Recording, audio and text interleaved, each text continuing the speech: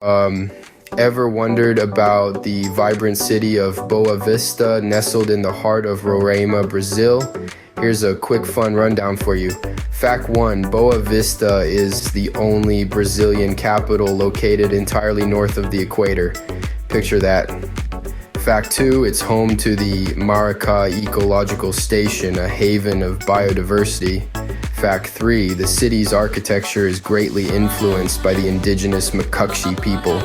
Now let's get a little weird. Fact 4, it's not uncommon to see cows roaming the city streets. Fact 5, Boa Vista's local cuisine includes turtle meat. Yes, you heard right, turtle.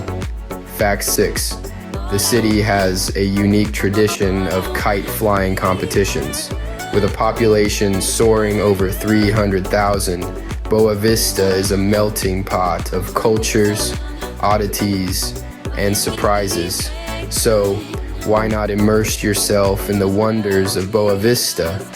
Follow me on Instagram, Mr.Gurgel, for more fascinating facts and adventures. See you on the flip side.